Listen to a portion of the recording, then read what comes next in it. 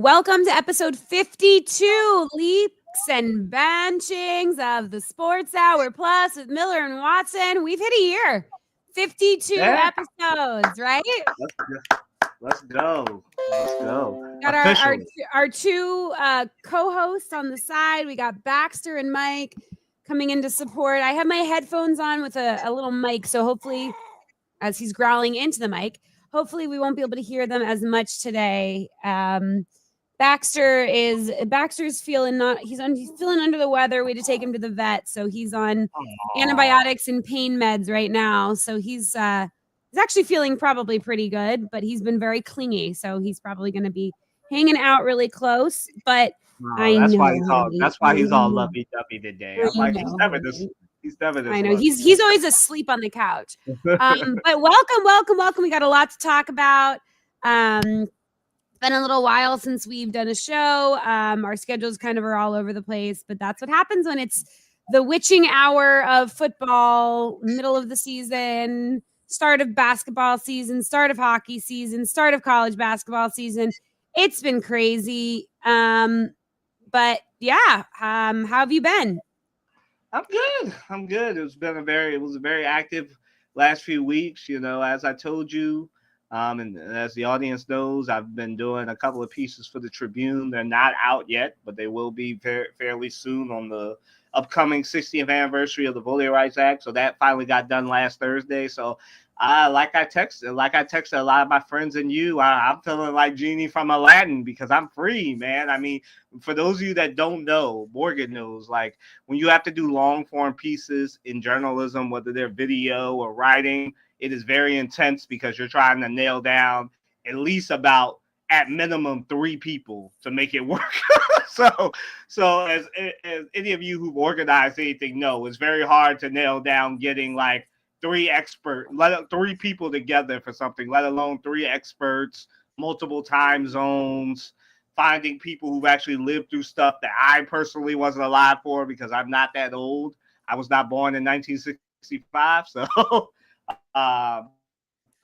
it just was a whole thing, but it was good.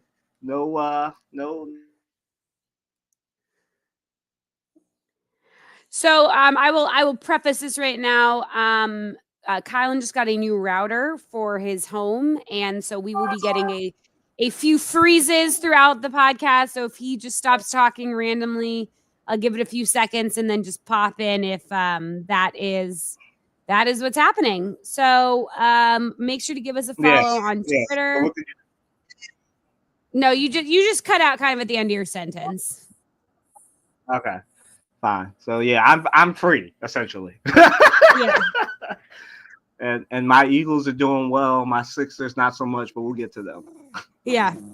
Kylan was on a tweeting rampage last night about the Sixers. If you follow him, he was naming the 3 players that are not to blame, and then everybody else that is to blame. So I'm sure we will get there when we get to the Sixers. But now we're going to move into some of the topics.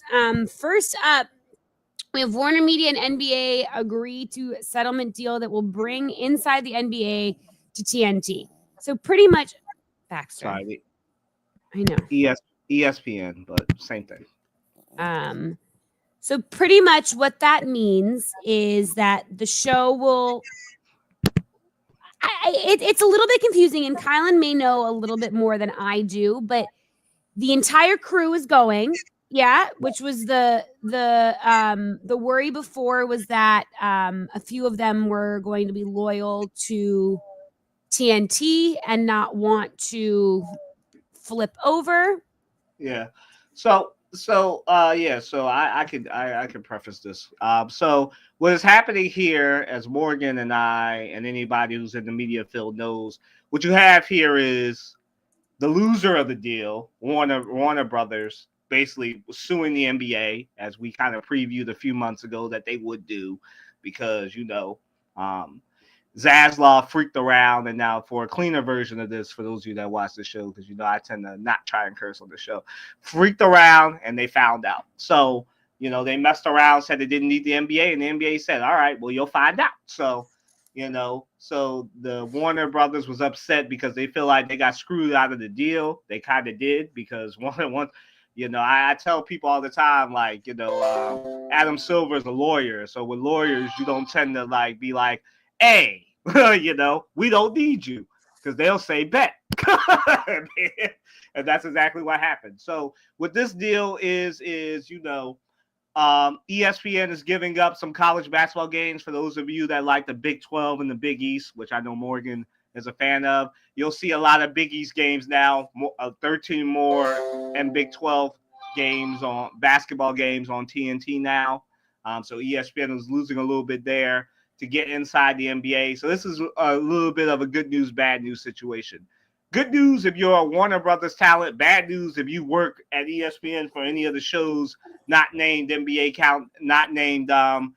If you don't work on Malika Andrews' show, if you don't work on First Take, your job is about to. They're not saying this, but I'll say it for you. If you're the ESPN talent or crew or something, and you tune into this show, I'm just going to tell you, because I like to be blunt and tell you the truth. These executives going to BS you.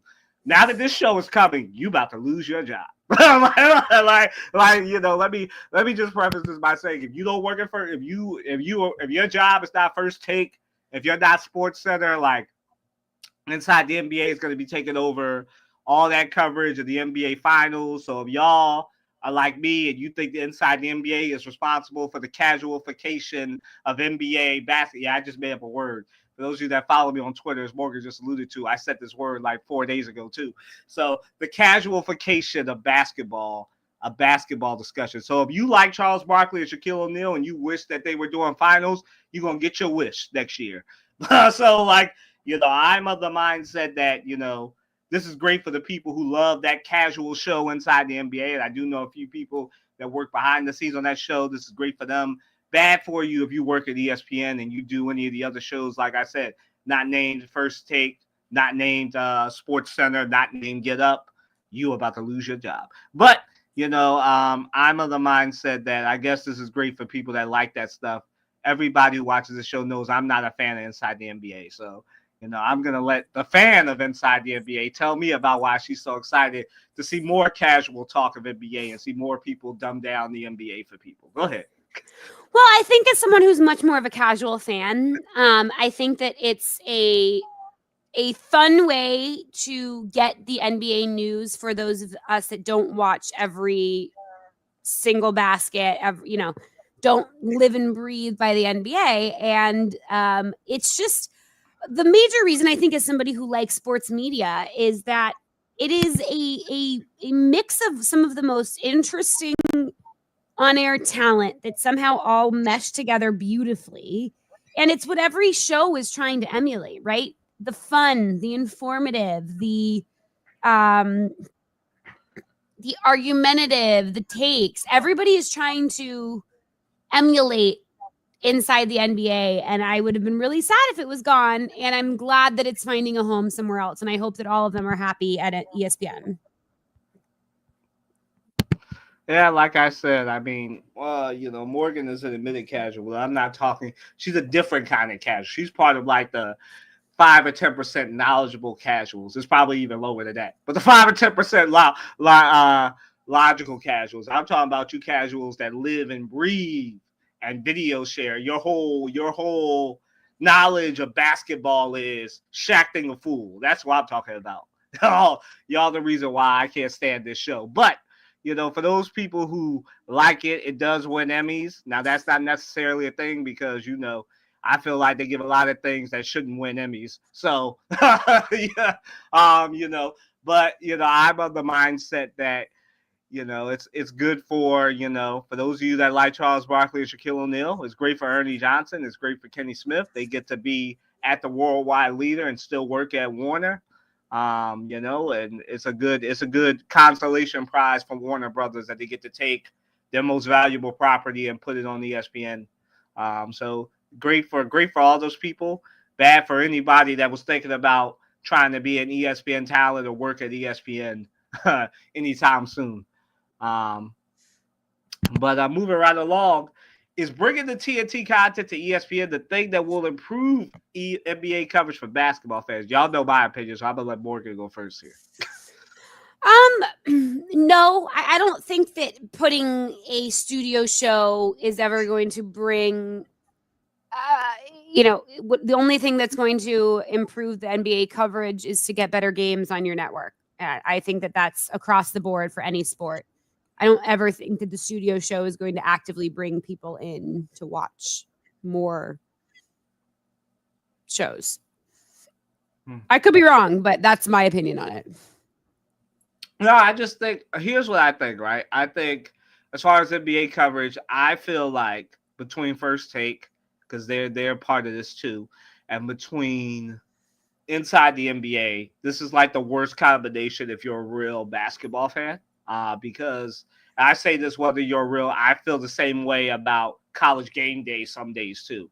Like I feel like at this point, like Morgan and I grew up in the heyday of when sports media was informative before hot takes took over and before going viral took over. And this is why a And lot of you I think I'll say something to kind of go along with that I think is a super hot take. We grew up in an era where everybody that was on air was trained to be on air.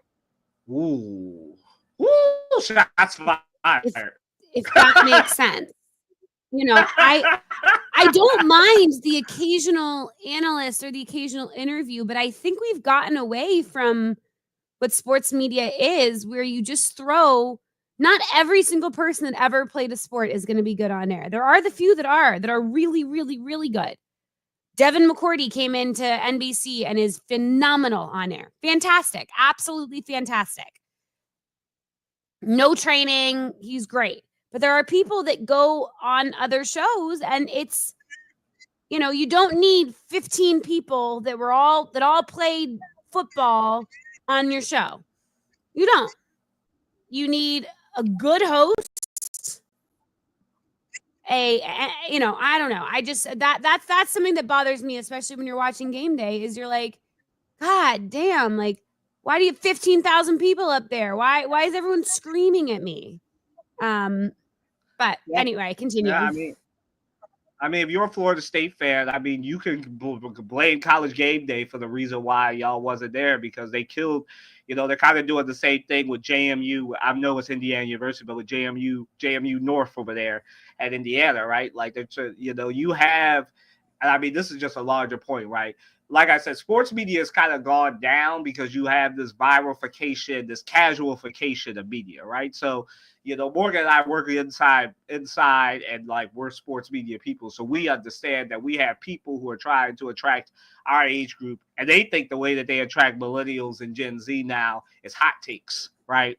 Because sports media is not political media.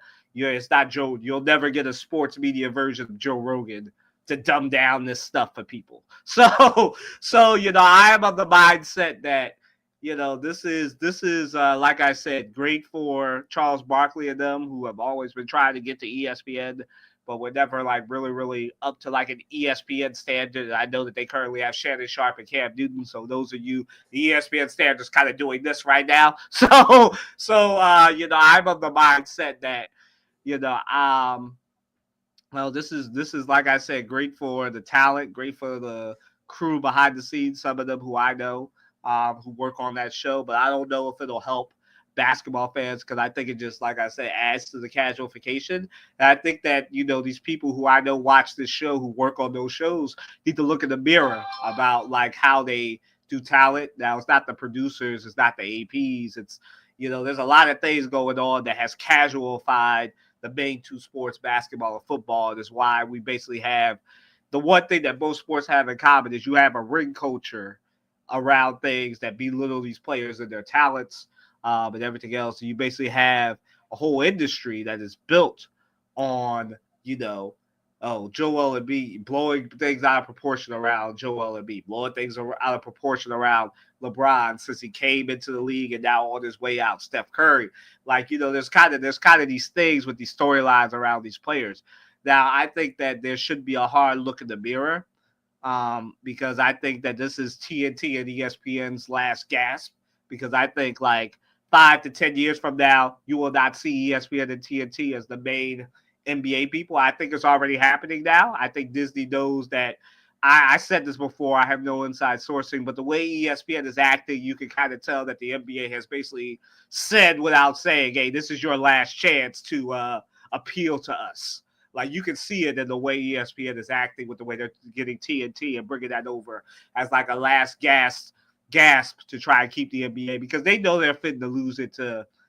Obviously NBC is probably going to keep it now. They've learned their lesson. Amazon wants it even more. I'm sure Netflix is sniffing around too. I'm sure that ESPN knows that they're about to lose what's left of their deal to Netflix. So, like, I'm of the mindset that this is a last gasp for ESPN, and I don't think it's a good. Let me just be honest. I don't think this is going to be a good thing if you're an ESPN fan. You're a fan of the NBA. I think this is going to be an L for everyone involved because I don't think that this show works with ESPN. I think for the entertainment value, I'm gonna love seeing Stephen A. Smith, Shaquille O'Neal, and Charles Barkley go at it and assault one another. But like other than that, once that loses its appeal by next year, a lot of y'all are gonna be like, man, get TNT off of ESPN. That's what's going to happen.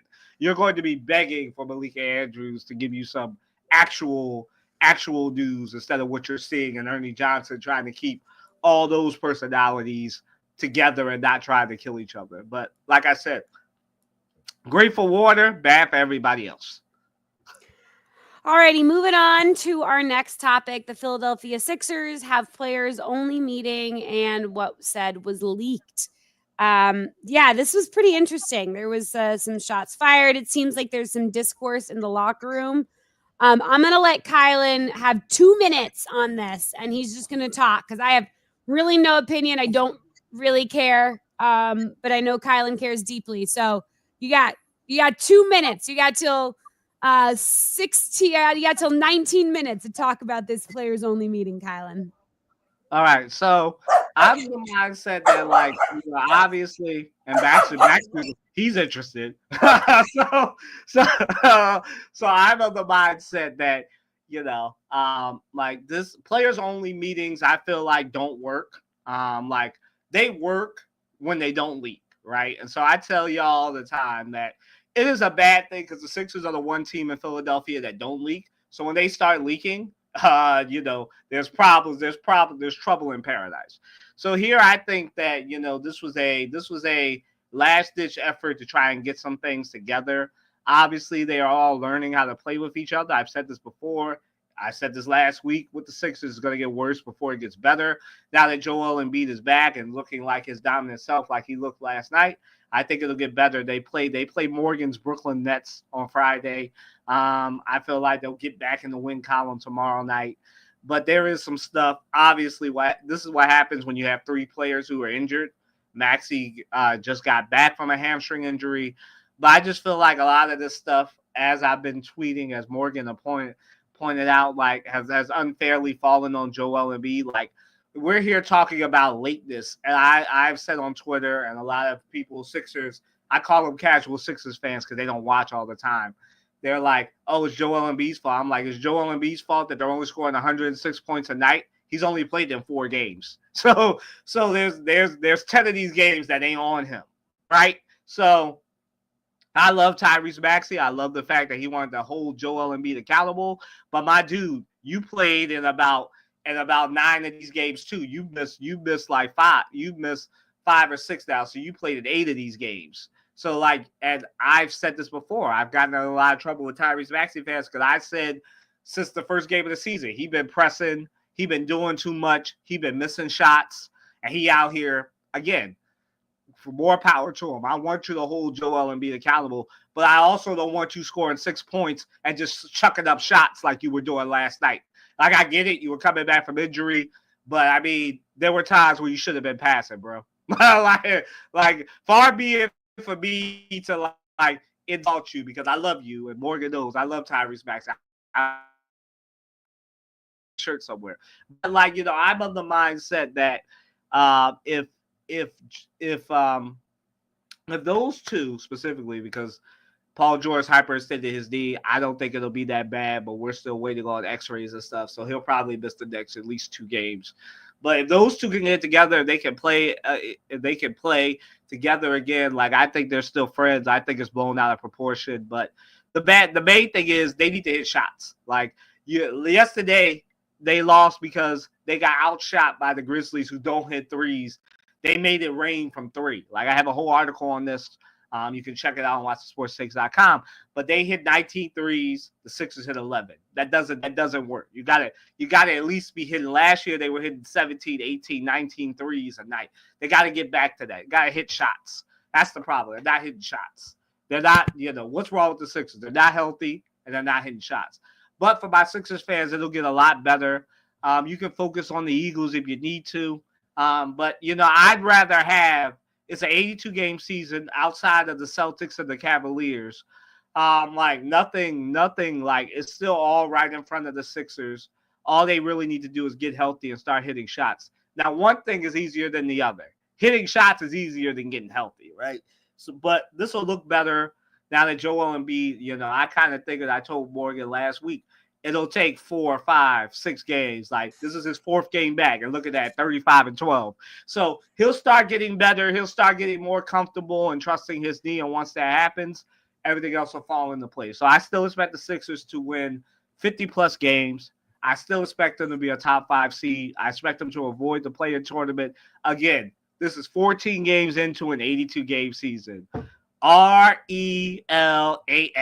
Sixers fans. Relax. Calm down. It'll be fine. The best team they play in the next few weeks will be the Clippers on Sunday. So, they play the Nets tomorrow. They play the Pistons. They play the Rockets. It's about to get better, y'all. So, that's where I'm at. That's what's wrong with the Sixers. Do I like Tyrese Maxey stepping up and holding people accountable? Yes. But I need him to not press. This is my whole thing with Tyrese Maxey, as I just alluded to. I need him not pressing. And that is my problem with Tyrese Maxey right now. He is pressing. Morgan knows I've been saying this for a while. He's been pressing.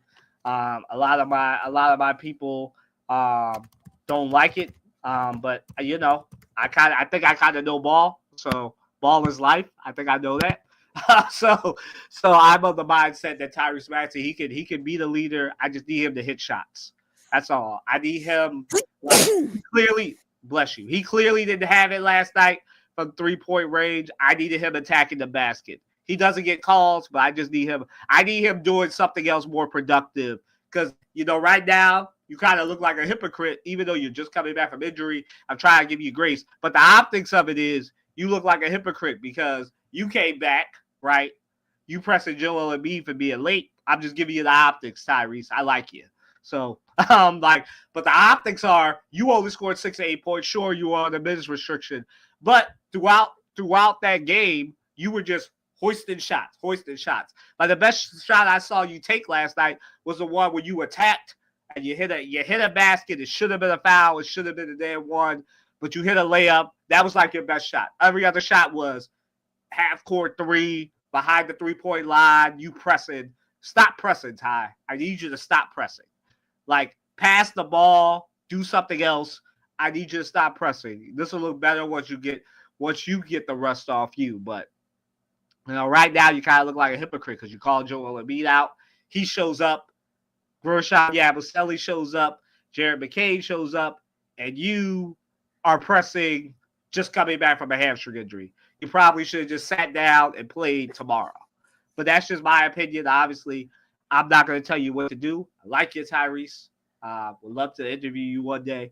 But I'm just saying the optics. You kind of looks like you just forced yourself to play when you probably shouldn't have. But moving right along, the Sixers fall to the Grizzlies. I kind of alluded to this yesterday. The whole makeup of this game is 11 3-pointers for the Sixers, 19 for the Grizzlies. Season high for the Grizzlies. Missing 6 players, but when you make it rain from 3 like that, you can win games. So the Sixers just don't have it right now. They're learning how to play with each other. Like I said, it'll get better, but the Sixers won everything but the 3-point battle. And they should have won this game, but it fell out of place because they're just communication isn't there. They need to trust each other and they need to learn how to play. So moving right along to what Morgan wants to talk about, so she could go off in a minute. We're coming to her her sports fandom in a minute. Joe Douglas gets the axe. So here's my reaction to this, right? Joe Douglas, love him, former Eagles player, former Eagles scout, assistant GM. I always thought he was kind of like, for those of you that are into Greek mythology, Icarus flew too close to the sun. Like, he came from Baltimore, went to Philadelphia, two winning organizations, then goes to the worst franchise in the history of football. And they make him the GM, and he's kind of hamstrung because Woody Johnson is like Jerry Jones, just with less championships. Um, he goes he brings in Morgan's least favorite quarterback, Aaron Rodgers, and after that, Joe Douglas is trying to make the worst of a bad situation to try and make Aaron Rodgers look great, and it just isn't going to happen. Like, brought in Devontae Adams, finally got Hassan Reddick, although they're saying now the rumor is that was Woody Johnson that got Hassan Reddick to come back, not him. And he didn't really want Devontae, and I can understand why you wouldn't want Devontae Adams because, like, it's a win now move to try to, like I said on this show and on Twitter, to try to save an aging arm. So, like, in a minute, it's about to be. Let me tell you how this is going to end, right? Because everybody's falling on the sword. But at the end of this season, they're going to get rid of Aaron Rodgers. He's going to gracefully retire. He's probably going to take a position very, very soon as the Undersecretary of Health and Human Services with RFK Jr. And that's where it's going for y'all. Like, Aaron Rodgers' football career is basically over either this year or next year. And the Jets will realize their mistake, and it'll be too late. So you'll have Devontae Adams to get a better pick. They'll probably have to get rid of Garrett Wilson. And so you'll have Devontae Adams, some rookie quarterback. They probably still wish they had Zach Wilson next year. And it's everybody's fault but the person who it is. GM Aaron Rodgers. This is all Aaron Rodgers and Woody Johnson's mess. And it's unfortunate that Joe Douglas got the axe, but he could always come back to Philadelphia or Baltimore. Go to an organization that will appreciate his skill set. And, I'm of the mindset that the Jets are a mess. And Aaron Rodgers is one of Aaron Rodgers and Woody Johnson need to both fire themselves. And I just feel like the good thing for the Jets is I guess both of them will get a future spot in the upcoming second Trump administration. So I guess it's about to improve if you're a Jets fan. But, I mean, his family members are probably no better than him, so they probably all don't know how to run a franchise. So I'm of the mindset that, it's unfortunate that Joe Douglas, like Robert Saleh, had to follow the sword for Woody Johnson and Aaron Rodgers' mistakes. But this is what happens. This is unfortunate. Come back to Philly or Baltimore, Joe. Morgan? Yeah, I think it was an odd timing to do it. I don't know why. I think Woody Johnson is just angry and doesn't really know how to handle that anger. He's, sometimes people in those kind of positions aren't used to be told no. And they want to have some control over the situation.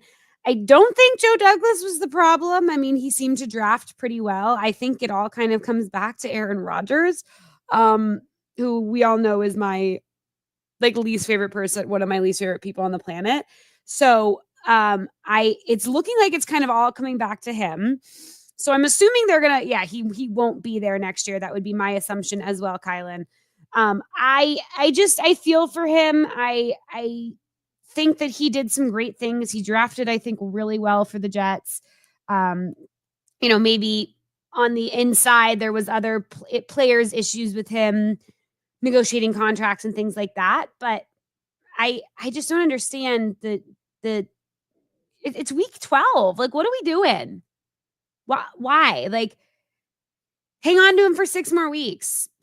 Does it really matter that much? But I guess not. I guess you want to get started on your draft prep now. But I don't know. It seems silly to me. Something else that seems silly, but I understand the need for it, is that Daniel Jones got benched. Now, I don't necessarily think that it's silly for Daniel Jones to get benched. I think it's silly to say that Tommy DeVito is our starter. That is what I think is the silliness of this situation. Look, man, leave my fellow Syracuse alum alone, man. He's gonna. He's gonna feel come for and help Drew. y'all win one more game. I feel for Drew Lock. Drew Lock was very honest when he was asked in the locker room yesterday, and he pretty much said that he was confused too. That he was kind of told when he accepted or came to the Giants that he was going to be QB2. I understand not wanting to start Daniel Jones. They've obviously decided that he's not the quarterback of the future for them, which is fine. And he has an injury clause in his contract, so they don't want him to get hurt. Again, fine, understandable. I'm sure even deep down, Daniel Jones understands that,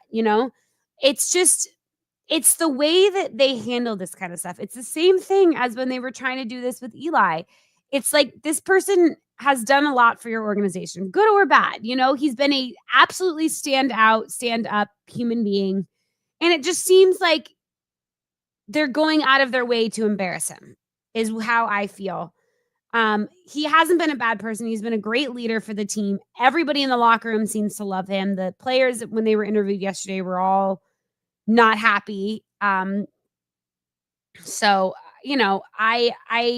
I understand why they did it. I mean, obviously he's not playing well and they don't want him to get hurt because then they have to pay him. So I get that, but I just feel like there's a better way to say it, to do it, and not to put Tommy DeVito in, which is just such an obvious, we're tanking. So.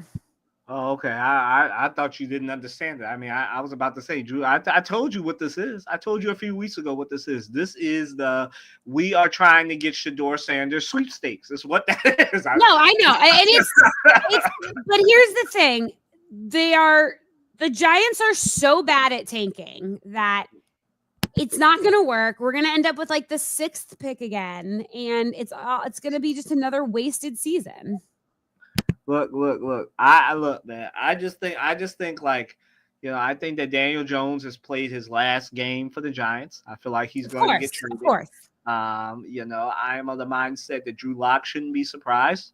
I know he was upset because he thought he was going to be the guy, but he's not there. Let me help you out. Drew, Tommy, very unfortunate, my man. Syracuse, what's up, man?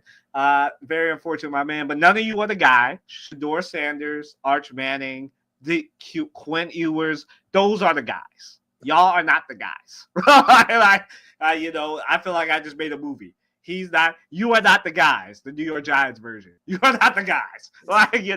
It is your era. To borrow a phrase from one of Morgan's favorite artists, your era is over. The Daniel Jones era is over. The Drew Lock era is over. The Tommy DeVito era is over. I mean, Tommy DeVito might end up being the backup quarterback to Shedeur Sanders or Quinn Ewers or Dylan Gabriel, but your time is over. The Giants are writing a blank space and they're writing in Shedeur Sanders and or insert QB here, and it's not y'all. That's what it is. Like, Daniel Jones, get your money, but you'll be playing somewhere else. You might play in the same building. You just might be a Jet. So like, you are. It is what it is. I mean, they're trying to save $24 million. So I say all the time, what does the NFL stand for? Not for long. And the Giants. And I think generally, if you asked Daniel Jones, I think he would say that he understands. You know what I mean? Like, I think that he's allowed to be. This is one of my favorite things to say is that you're allowed to feel 2 things at once. You are allowed. I say this to my dancers. I say this to my friends when they're having feelings. I will say it to my daughter. You are allowed to have 2 feelings at once. That's okay. You are allowed to understand why somebody did something, but still be upset about it.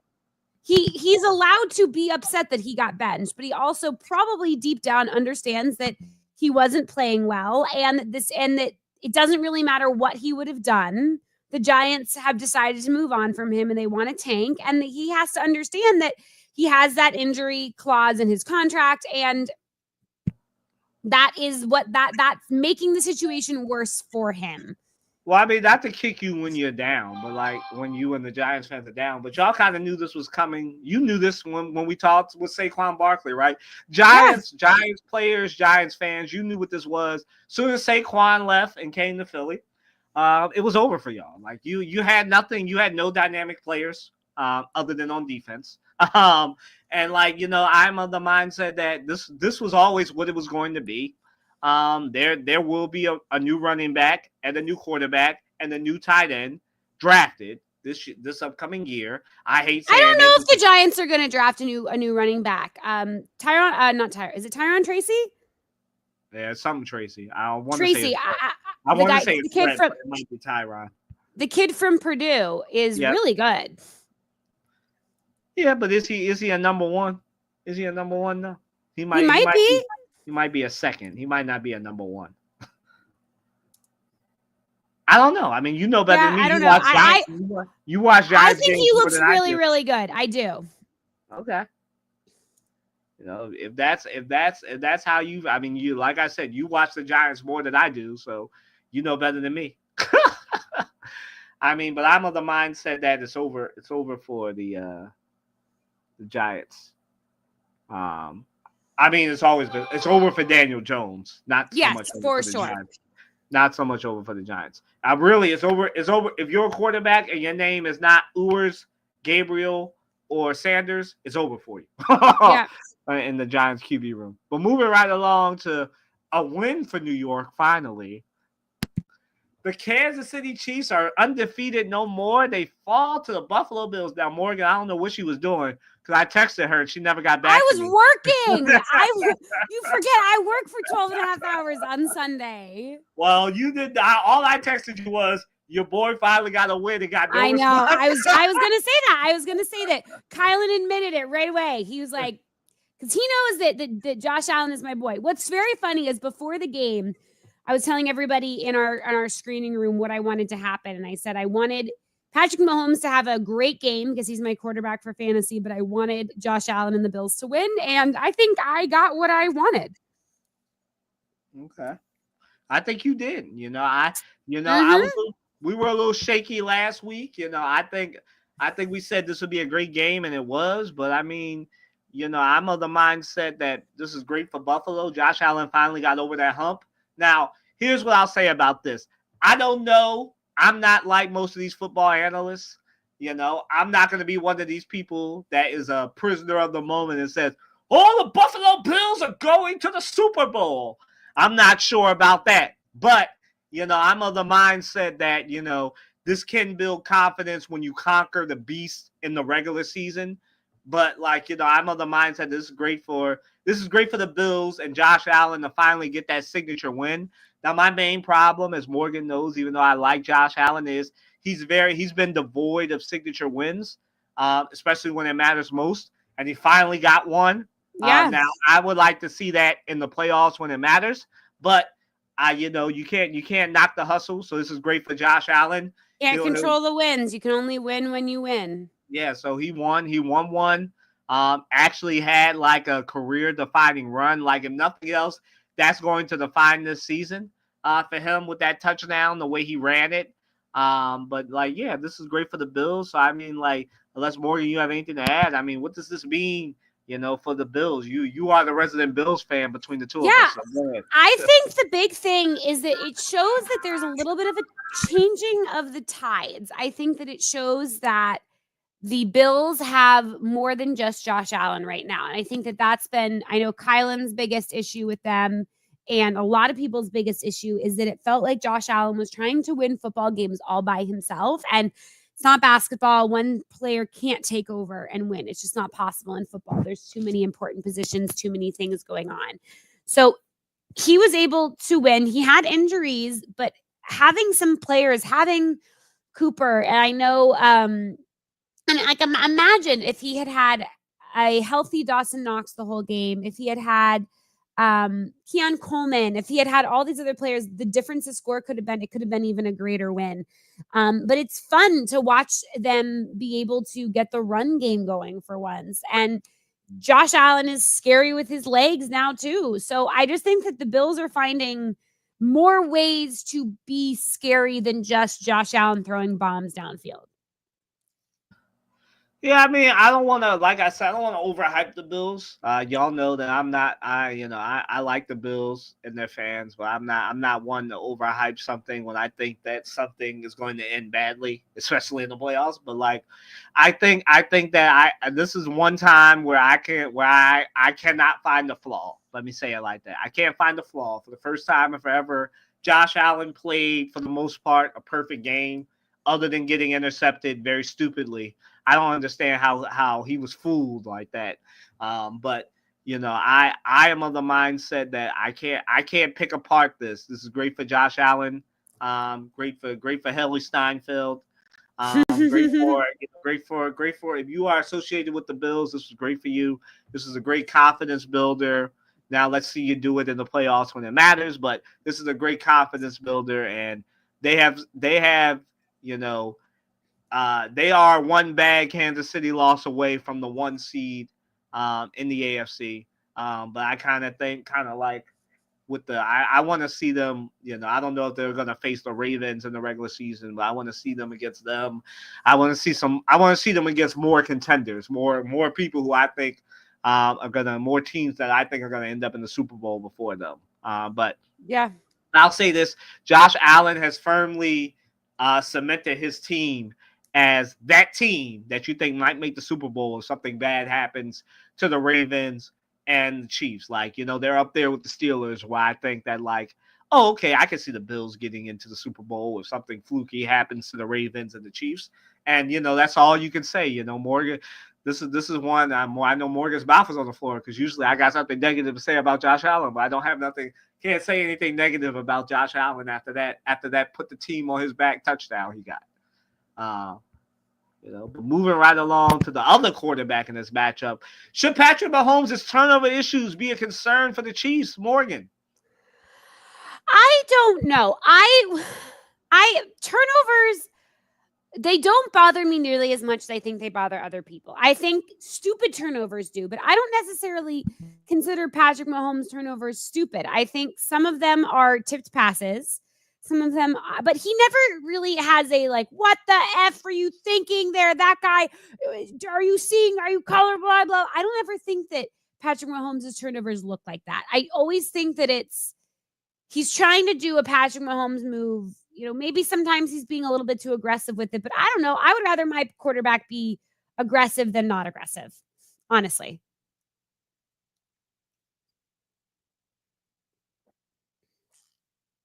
I'm of the mindset that the Mahomes, he has a turnover problem. So far this season, he has a turnover problem. Now it's Patrick Mahomes. He's won 3 rings. I hear y'all now. How dare you say that? But he does. Like, football is a what have you done for me lately sport. And right now, what Patrick Mahomes has done lately is the Chiefs have been winning in spite of Patrick Mahomes' turnover issues. And now I'd like to have a conversation, because when it was Jalen Hurts and he was turning the ball over, everybody wanted to act like, oh my God, Jalen Hurts' turnover issues is going to impact the Eagles. I don't want to bring Jalen Hurts into this, but I mean, like, Patrick Mahomes, he's won 3 Super Bowl rings, but he leads the league in turnovers. So, I know Morgan said she doesn't care about turnovers, but I do. Because I think, like it did against Buffalo just this past Sunday, like, it's going to cost the Chiefs a game, especially when somebody has something for their defense. When And Chris that's fair. I Jones think that's is a full of very distractions. fair assessment. I think that's a very fair Yes. assessment. Yeah, when Chris Jones is held in check, when somebody is able to just carve up the Chiefs secondary, like I think that those turnovers will be an issue. And I just think that, the Chiefs are basically waiting for Isaiah Pacheco to come back. Then they'll have a rushing game again. DeAndre Hopkins is up and down, obviously, as he should be. But I just think that Patrick Mahomes needs to learn how to take care of the ball. Sometimes, I think that's what happened with this turnover. It was 4th down. He was pressing, and he threw in the triple coverage, got intercepted, and it was over. But I just feel like, he does this sometimes, just like Tyrese Maxey, where he presses, right? It's Patrick Mahomes, he'll be fine, but I mean, he's pressing, and I think that it will cost the Chiefs more games if he's not careful. Yeah, And I don't disagree with that. I really don't. I think it's a fine line, honestly. I like I said, I would rather my quarterback be aggressive than not, but you can't be aggressive and stupid. And I don't think he's crossed that line yet. So yeah. All right, we're moving right along. What is wrong with the Cowboys? Oh man.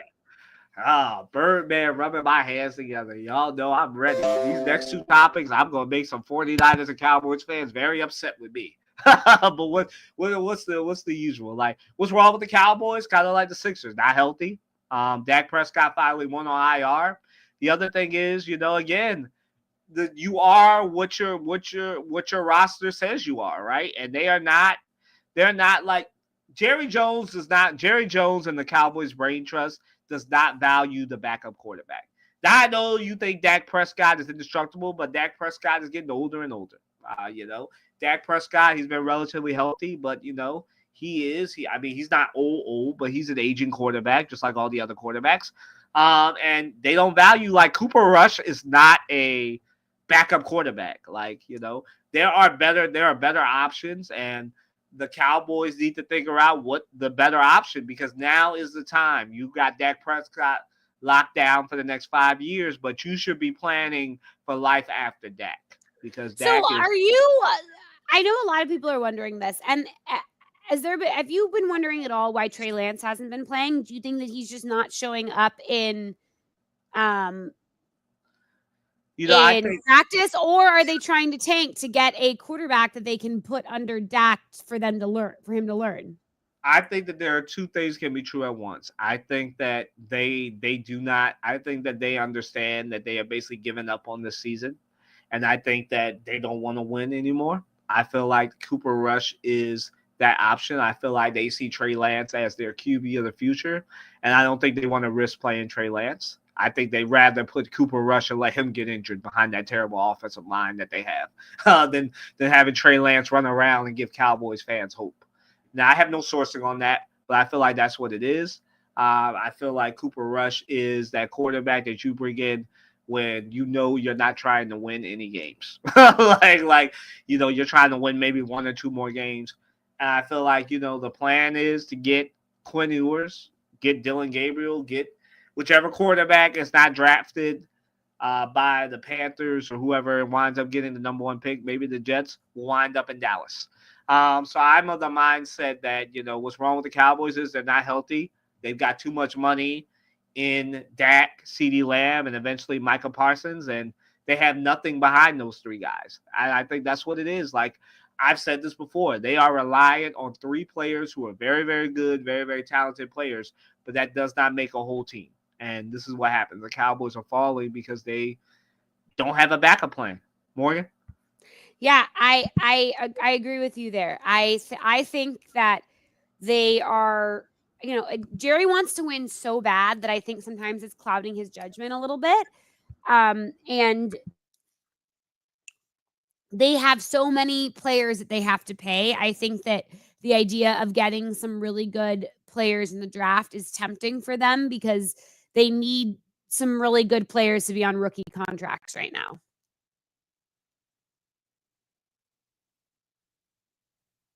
Yeah, I agree with you. I agree that there'll be RC is very much agreeing with you. But like I said, RC, that Trey Lance is your quarterback of the future, man.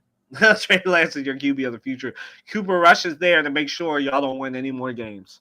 Yeah, that's what he's there for. That's what he's there for.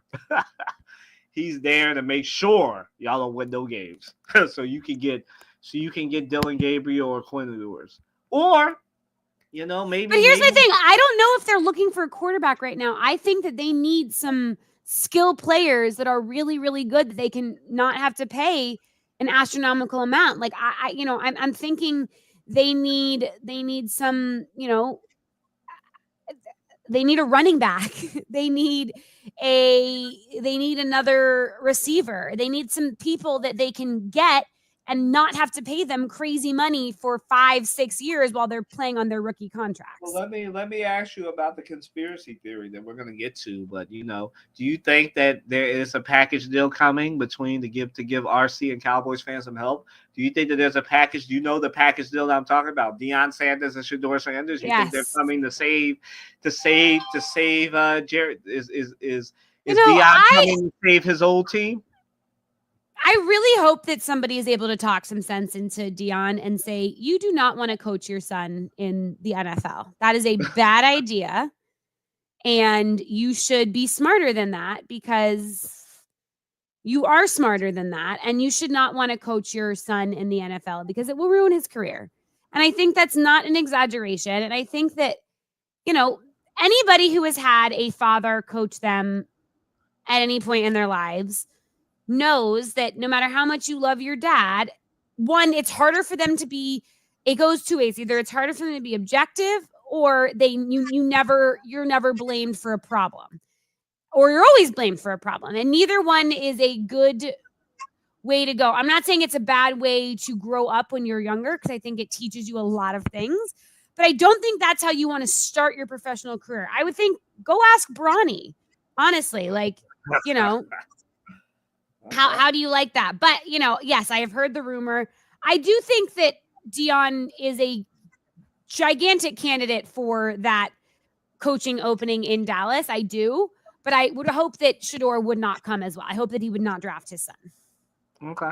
Well, we'll see. I think Shedeur is going to end up either in a Giants uniform or in a Panthers uniform. I would not hate him coming to the Giants. I think that he actually fits in pretty well with what we need on the Giants.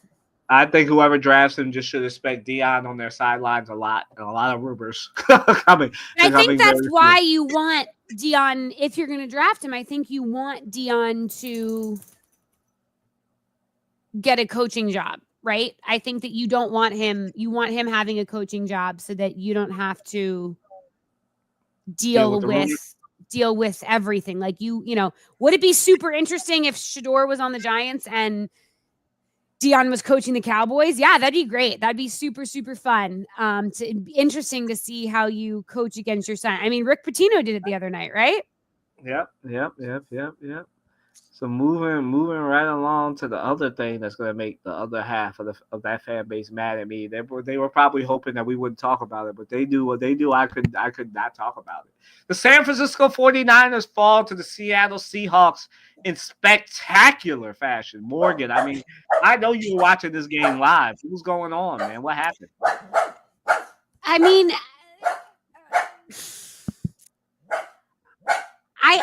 I don't know. I don't know what's going on with San Francisco. RC, I'm not saying that Deion is the right pick. I'm just saying that Deion is the favorable pick, probably from Jerry Jones. I agree with you. I don't even know if Deion should be coaching college, to be honest with you. But Jerry likes stars. We know that. And Jerry likes the comfortability of knowing the people that he picks as coaches. But the San Francisco, I don't know. I mean, they're still banged up. That's fair. They have yet to play a game. Well, I don't know. Did they play one game with everybody in before Kittle was not in anymore?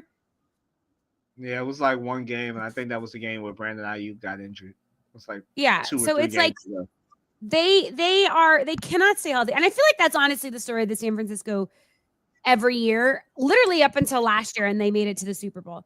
But it's there's a lot going on. I think that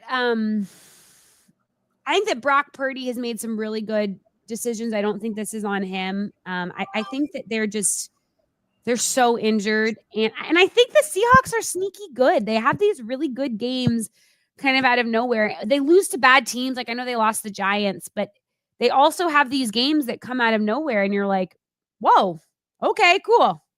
Yeah. I think that's exactly right, RC. I think that the 49ers, while they may still look like the same team from the outside, they didn't lose really any of their big stars. I think that they're they're banged up and they just don't have that same firepower that they had last year. Yeah, I agree with that. I also think that the 49ers are just, this is, again, I said this last week. I'm going to be consistent on it because it happened to the Eagles. This is what happens when you have a season so close together after a Super Bowl. Yeah. You get injured, things happen. And, like I said, kind of like with the Cowboys, the 49ers don't really have backup plans. They're not a deep team. Obviously, you can't really be a deep team in the NFL unless you're drafting. And obviously, when you don't have that many draft picks because you're winning too much. But, I'm of the mindset that, the Cowboys and the 49ers are suffering from the same problem. They're just not a deep team. I am of the mindset that, I think the 49ers I think the 49ers have an easier path back to contention than the Cowboys. But I feel like the 49ers need to have a complete roster overhaul, right? So as you're saying that, let's go into our next topic. So are the 49ers done and they should just blow it up? So I think, Kylan, you are saying, yeah, they should just blow it up and get a new roster. What I'm saying is this. I think that they have to get rid of the old guys, right? I think that Trent needs to go. I'm of the mindset that this year they have to pay Brock Purdy, right? So I'm of the mindset that once you pay Brock Purdy, now you have Brandon Ayuk's big contract. You have the latter half of Greg Kittle's. I'm sorry, I keep calling him George Kittle's contract. You have the latter half of Deebo Samuel. So right now you have a lot of money cooked up in your offense. So that means you need to overhaul your roster. So, I'm of the mindset that if you don't want to end up like the Cowboys next year, all this money amongst 3 or 4 players, then you need to have a roster overhaul. You need to draft. You need to go hit the undrafted market. You need to start picking up some wins somewhere. And I don't know if Lynch and them are the right GMs for this. I'm going to say it like this. I think that if the 49ers end up in a disappointing season, that they're going to have to pick between Shanahan and Lynch. And you need a GM who can actually build a roster. And I said before this season that Shanahan is on the hot seat. And I have no sourcing on that, but I just feel that he's on the hot seat because you can't come from a Super Bowl and then end up 4-13. I'm not saying that they're going to lose 9 more games, but 4-13. You can't have a disappointing season. So I feel like at the end of the season, they have a lot. They should just blow it up outside because you got to pay Brock Purdy. So you're going to have to blow it up eventually. Morgan? Yeah, I think that you make a really good point about you don't want to end up like the Cowboys, and they have some really good assets that I think that they could use as leverage for draft picks, for trading for other players. But I think that we are seeing a lot of teams utilize the draft as you should, right?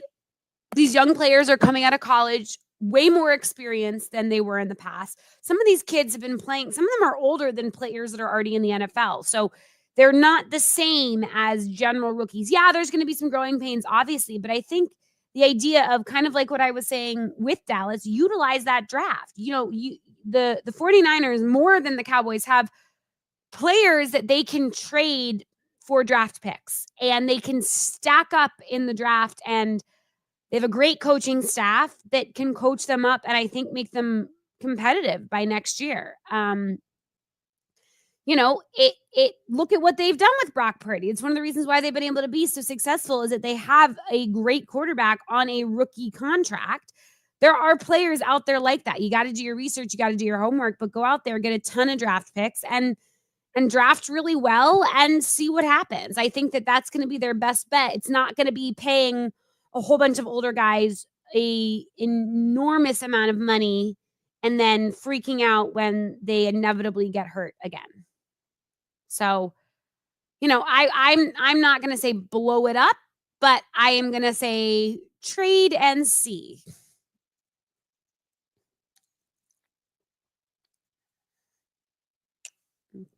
I agree, RC. I don't think but I think they're on that pathway to being what the Cowboys are. They do have an older team, and I think that they need to take a page out of Bill Belichick's book. trade the players a few years before they're probably ready to be traded and get the most for them.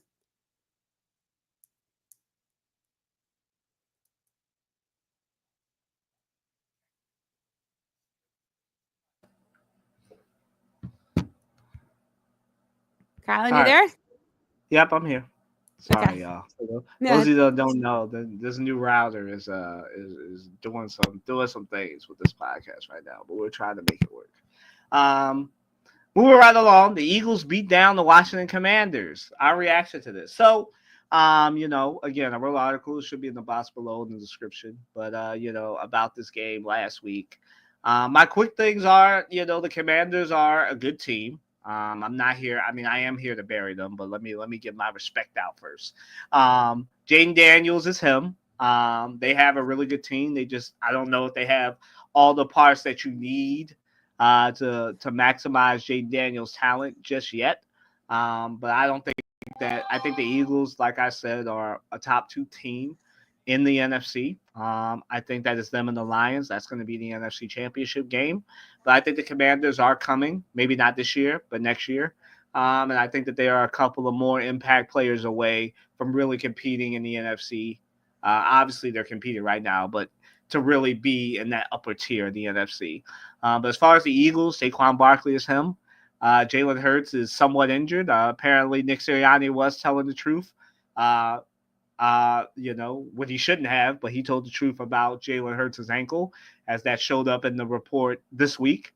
But I think Jalen is fine. I think he may have been a little concussed last week, but I think that I expect that this game, like I said, the Eagles thing is balance, balance, balance, right?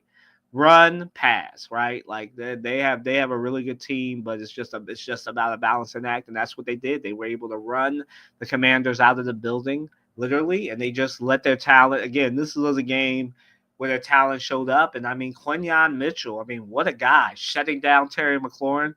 Very upset because Terry McLaurin was on my fantasy team, but great for the Eagles. I also have the Eagles defense, so I probably need to play them more. Have But you heard what Chris calls him? Chris no, I Sims have calls not. him Quintanamo Bay. I think I saw that in the interview, and I was wondering where they got that from. But he said that's a good nickname, so Mm-hmm. you can probably tell him that they asked Quinyon about that, and he said he likes the Quintanamo Bay nickname. So yeah, Quinyon Mitchell is him, and I think the Eagles. It's a bad thing that the league let them get Quinyon and Cooper DeJean, because I can't think of 2 better impact rookies. I think that he will definitely, like, Quinyon is going to be the defensive rookie of the year, because as long as he doesn't like fall off. I think the Eagles are a really good team, and they're a more complete and talented team than the Commanders. And I think that's what showed up last week. Morgan? Yeah, I think I've probably said this before, but my biggest thing, at least for the Commanders, is that this year you should have no upset Commanders fans. You were not supposed to do anything this year at all. And you now know that Jalen is your future, right? Like, he is unbelievable. He is a on the path to possibly be the best quarterback from this draft. He is your quarterback of the future. So don't get down. Even if you don't win the division, it looks like you might, even if you don't win the division, you would win the wild card spot. So that's a win for this season. I think, like what Kylan said, they are missing a few key spots that I think they can get through trades or the draft this year. And I think next year is their year to be a true contender. 2 years post Snyder, um, you know, I just I think that they've finally found something that works. They're starting to gel. They're starting to, do all of the things that you need to do as a football team to win that we haven't seen from a Washington team in a long, long time. Mm-hmm. Yeah, I mean, I can't do too much, but I'm going to try. Are the Commanders odds that I told you they were, Morgan? Yeah. Are the Commanders frauds or a really good Oh team that no, has no, run no, no, no. already? Sorry, I didn't hear. Uh, You cut out there. are the Commanders No, I frauds? don't think they're. I don't think you can call them frauds because they were never supposed to be anything. You know what I mean? Like I think that they are a a baby team that's moving. They are like the best JV team in the country that is able to beat some of the lower level varsity teams or teams that don't come prepared for a day. That's how I feel. I feel like nobody expected anything from them. And so you can't call them frauds because they were never expected to be anything. So I think that they have outplayed and performed what people thought they were going to do. But I think next year is going to be their year to actually make a splash, possibly win the division, all that fun stuff. All right. Well, let me say it like this. I think that two things can be true at once. I think that they are like a lot of people overhyped them. I think that they are frauds for the overhyping that came because of the good start that they had this year. Um, but I think that they are a really good team that is coming. Like I said, but for this year, for the sake of this question, and for the sake of the argument that I've been making for the last few weeks, they're frauds right now. But I say that in the most respectful way, Commanders fans. You're frauding right now, but you are coming. It's just I feel like it's a thing now that there's going to be at least two teams from the NFC East that make the playoffs for the next few seasons. And I think that the Commanders are going to be that team that makes it to the wild card this year. They'll probably lose to the Packers or whichever team from the NFC South or North they end up playing. But I think they can surprise some people. But right now, for the sake of this question and for the sake of my argument, I think that they are frauding. But I say that in the most respectful way because, the Commanders are coming, like I said, and they will. Jaden Daniels is him, and they will be in the playoffs and may or may not, as much as I hate saying it, may or may not be contending for a Super Bowl very, very soon. Of course, once the Eagles fall off, which will never happen, but with that, so moving right along, the Pittsburgh Steelers beat down the Baltimore Ravens. Now, Morgan, this is a crazy stat. I had no idea that like the Lamar Jackson hasn't beat the Steelers in like 1,700, close to 2,000 days. What a Yeah, crazy stat! He has more MVPs than he does wins over the Steelers.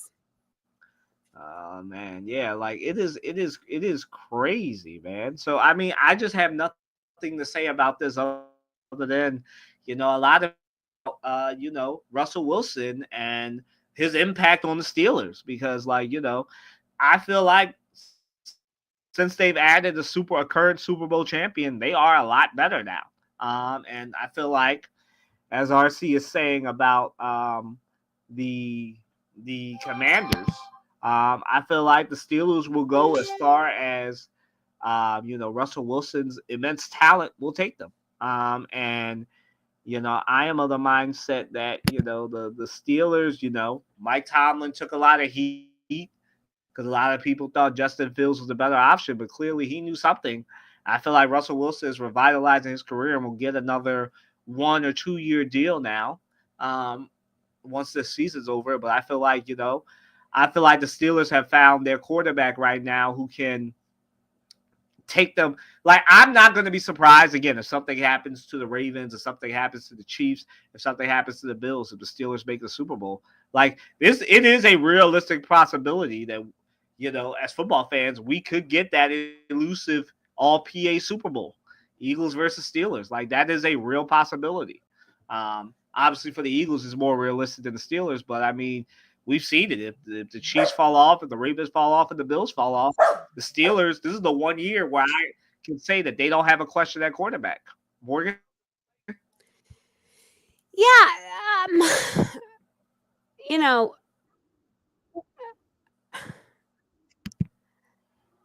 I I don't really know what's going on. I'm like excited by both of by all of this. Like, this is, I thought that the Baltimore Ravens were really good. I know you kind of just said this, but you've been saying that for a while you've been saying that the Ravens are one of the teams to beat, and so have I. I've been saying, how do you stop them? How do you stop them? How do you stop them? And I think the biggest part of it is that Russell is slightly looking like his old self. Yeah. He's got an offensive line, which he didn't have in Denver, and yeah, I he's mean, looking a lot better now. TJ Watt is still freaking TJ Watt. And I don't know. I'm excited for the Steelers this year. They're a fun team. I like Mike Tomlin. I think that people are, he's an unbelievable coach, and I think that he's getting a lot of the respect that he deserves, which is good. But it's interesting, they play Cleveland tonight, and I think that they should wipe the floor with them. But Yeah,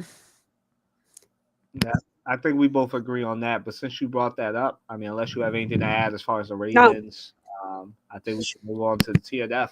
Yeah, Steelers versus Browns. We're getting back-to-back rivalry games. That's how you know we're getting to the end of the football season, because TNF starts including more rivalry games. I'm of the mindset this should be a good game. This should be a really good game. Steelers versus Browns. Yeah, this should be. I mean, Morgan was right last week. I thought it would be more of a shootout, but I'm gonna let her start here because she's been right. She said it would be slugfest. The only thing she was wrong about was the Bengals-Ravens game, which I correctly called would be a shootout. But I'm gonna let her go because she said it's going to be baseball scores the last 2 weeks, and it has been. So I'm gonna let you start here. Yeah, I think that this has the Pittsburgh Steelers winning all over it.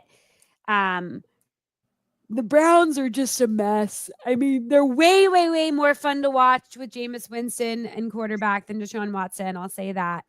But there's supposed to be a ton of weather tonight. Jameis Winston, I don't know if he has really seen that kind of weather in a while, at least, or played significant football in that kind of weather in a long period of time.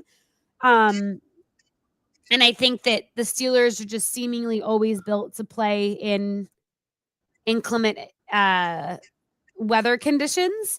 I think that the Cleveland's going to try and run the ball a lot. I don't think they're going to be able to run it very well on this offense. But it's going to be. I think it's going to be a low scoring game specifically because of the weather. I'm going to say 13. Do I give them a touchdown? Yeah, I'll say 13-7. I know Amazon does not like when I give those boring low scores, but I gotta follow my heart. So 13-7. You're muted. Kylan, you're muted. Oh no, I think the dreaded router has struck again. Are you back? No? You got me? I got you now. Okay. So, yeah, guys, router stuff. So, but yeah, I'm of the mindset. I'm in agreement with Morgan that this will be a slugfest, but I think it'll be a little bit more of a higher scoring slugfest. I think I'm gonna give it one more point than Morgan. I'm gonna say 21. I don't know how the Browns are gonna score 14 points, but I'm gonna say 21-14 Steelers. I think what you say, 19-13? 13-7. I said I know that Amazon hates it when I give those low scores, but Kylan's reconnecting. It's okay. We can just hang out, it's just me and the dogs. They're both asleep though, which is like, come on, guys. Our podcast is not boring. Why are you guys falling asleep during it? I actually won't be able to watch the game tonight. I'm doing something pretty exciting. Sacred Heart is opening up a brand new arena for our basketball. So they have a doubleheader, women's, men's on ESPN tonight. So I will be doing both games. Kylan's on his phone. Yeah. Look at that. Look at that. Look at that quality, honestly. Just so good. What's up, yo? Yeah, I was like gonna say like Apple quality, but I forget you don't have an Apple phone. no, You're a no, Droid dude. this is all Droid, baby, all Droid. But yeah, RC was talking about the Sixers. He missed that. That was earlier. But yeah. So go back and Morgan can tell you. It was scary how much I tore into them. Yeah, Um, I let him have. I said 2 minutes. I think he went on for about 5, but I wasn't going to stop him. It sounded like it was a good conversation, so I let yeah. him have it. Yeah, so as far as the Steelers Browns, because I don't know what I cut off, but I think that that'll be 21 14 Steelers. I don't know how the Browns are going to score 14 points, but we'll give them 14. That's where I'm at. I know Amazon likes that score better than 19-13 or whatever you said. What you say, 14-13? I said 13-7. Actually, I said I know Oh, Amazon hates it when I give those super low scores, but I got to go with my heart. 13, yeah, 13-7, 21-14. That's where we're at with it. Y'all seeing me from the phone. So hopefully this laptop will get this internet will get fixed, but new router. So moving right along then to Eagles Rams. The SNF game that Morgan will be. Are you working? You working this game, correct? On Sunday? Yeah. Yeah. So Eagles Rams. In LA. I think this will be a good game. Hope will probably end up being a shootout. I think Guantanamo Bay shuts down Puka Nakua as best as he could, or Cooper Cup, whichever one he's on. I feel like this will be a close game. I'm going to say 28-24 Eagles. Okay. Um, So you think yeah. it's going to be a high scoring game? Yeah, I think Jalen Hurts gets a couple touchdowns, 3 passing, one rushing. Saquon runs it up against the Rams is let's just say anemic defense. And I feel like that's what's going to happen. Yeah, so yeah, the 30-24. I feel like it'll be a touchdown difference. Morgan? Okay. I think something that's interesting and to keep an eye out is the wideouts on both of these teams. They both have 2 sets of really incredible wideouts. Who do you trust more? In that game time decision.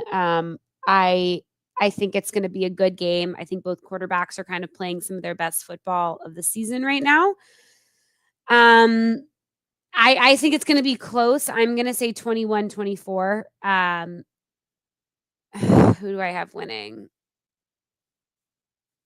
I'm going to say I think the Eagles are going to win. I think that they're just a little bit more gelled right now. I think that the Rams have some more glaring flaws and some more holes than the Eagles do right now. But I think it should be a good game. It should be fun. We got a lot of good stuff planned for it, so definitely tune in.